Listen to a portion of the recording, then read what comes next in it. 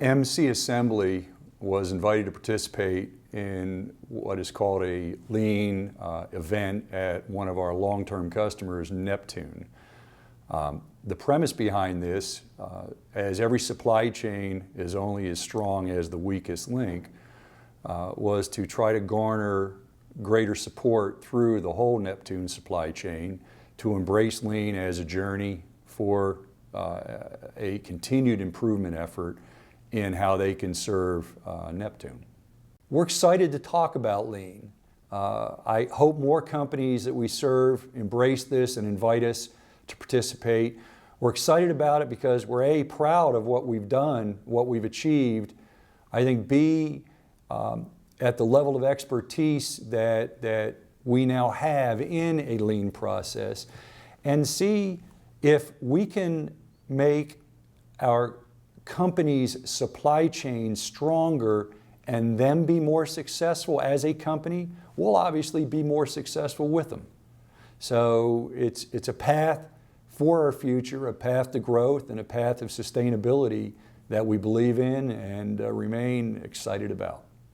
Their intent in inviting us, I believe, is a result of the fundamental changes we've been able to make in support of becoming a better vendor to Neptune, and their desire to have us share that story with the hope that other supply chain partners would embrace this to again make their supply chain a much more robust and strong supply chain.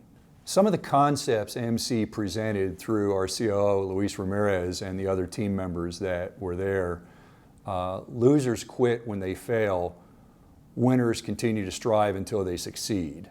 That philosophy that your first, second, or third attempts in adopting and launching a lean culture may not pay all the benefits or give you an ROI like you expected, but the never quit until we succeed methodology or philosophy behind driving lean appears to be one of the principles that we presented to the Neptune supply chain.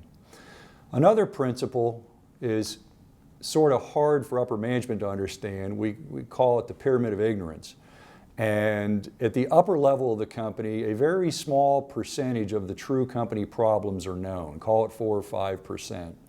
And as you proceed into the organization, down to the worker level, you get an increasingly higher percentage of we'll say, problems being understood.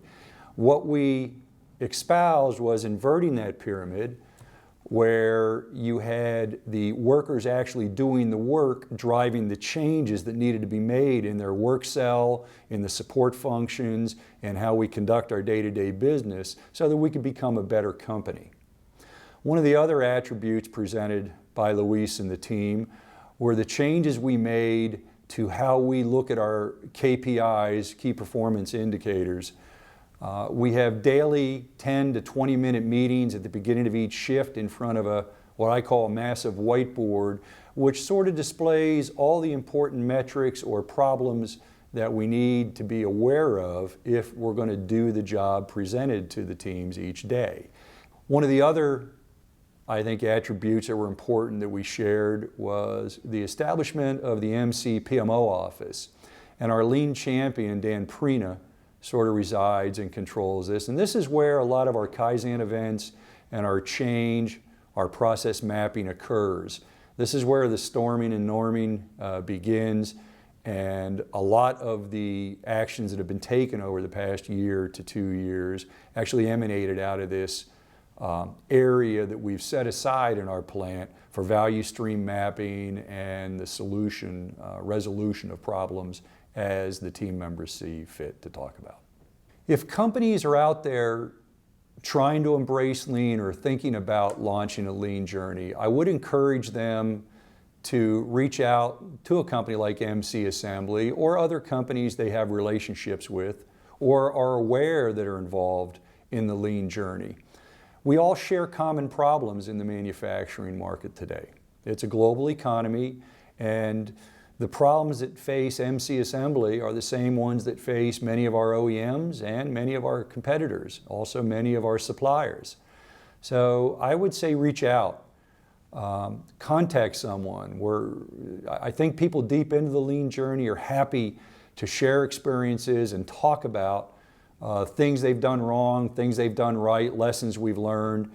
And I would encourage them to make a deep commitment from the top of the company on down to begin this process. It's long, it's not easy, but anything worthwhile is usually not easy, so get started.